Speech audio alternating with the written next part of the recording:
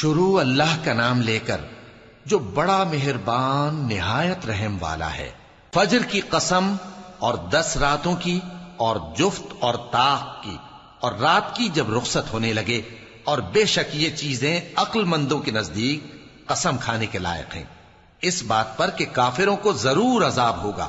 کیا تم نے نہیں دیکھا کہ تمہارے پروردگار نے قوم عاد کے ساتھ کیا کیا، جو ارم کہلاتے تھے، دراز قد مانند ستونوں کے، کہ تمام ملک میں ایسے پیدا نہیں ہوئے تھے؟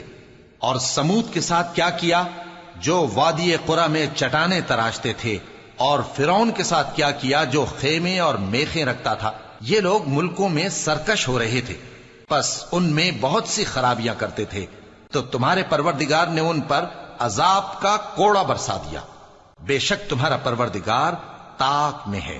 مگر انسان عجیب مخلوق ہے کہ جب اس کا پروردگار اس کو آزماتا ہے کہ اسے عزت دیتا اور نعمت بخشتا ہے تو کہتا ہے کہ میرے پروردگار نے مجھے عزت بخشی، اور جب دوسری طرح آزماتا ہے کہ اس پر روزی تنگ کر دیتا ہے تو کہتا ہے کہ میرے پروردگار نے مجھے ذلیل کیا۔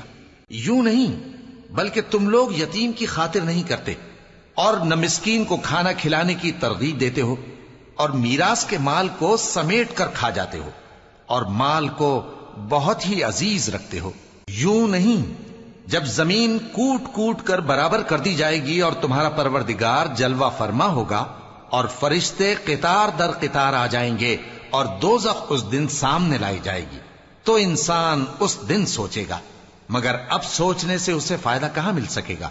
کہے گا کاش میں نے اپنی اس زندگی کے لیے کچھ آگے بھیجا ہوتا، تو اس دن نہ کوئی اللہ کے عذاب کی طرح کا عذاب دے گا اور نہ کوئی اس کے جکڑنے کی طرح جکڑے گا۔